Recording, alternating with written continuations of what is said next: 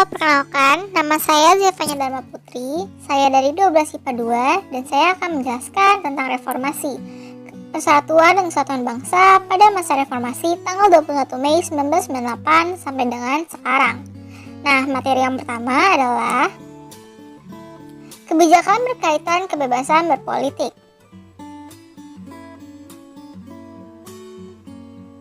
Setelah Soeharto mengundurkan diri menjadi presiden, Indonesia memasuki masa reformasi. Ada pula kebijakan yang berhubungan dengan kebebasan berpolitik. Berikut ini adalah contoh dari kebijakan kebebasan berpolitik. Yang pertama, kemerdekaan pers. Sebelumnya, penerbitan media massa diwajibkan memiliki surat izin usaha penerbitan pers. Pada masa reformasi, pers dibebaskan dari surat izin tersebut, sehingga dalam waktu singkat muncul puluhan hingga ratusan media cetak dan elektronik. Selanjutnya ialah kemerdekaan membentuk partai politik. Sebelumnya, partai politik dibatasi hanya 3, tetapi setelah reformasi, pembentukan partai politik dibebaskan. Hasilnya, terbentuk puluhan partai, walau partai politik yang lolos syarat mengikuti pemilu 1999 akhirnya hanya 48 partai politik. Selanjutnya, terselenggaranya pemilu yang demokratis. Pemilu pertama Indonesia pada tahun 1955 dianggap salah satu pemilu paling demokratis. 44 tahun kemudian, pada tahun 1999, terselenggara pemilu yang juga dianggap demokratis.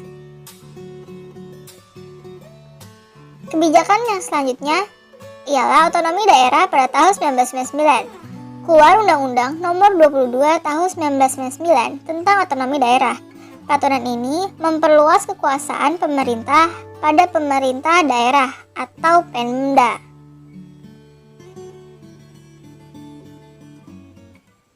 Materi selanjutnya Amandemen UUD NRI tahun 1945.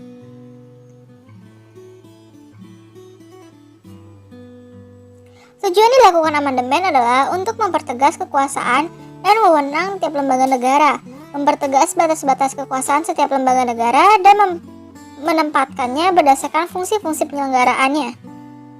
Pergantian Presiden RI dan Kabinet masa reformasi.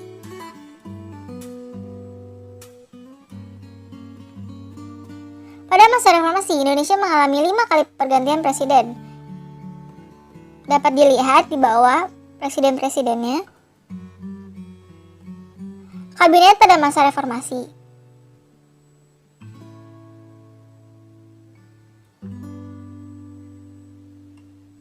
Baiklah, sekian dari saya dan terima kasih.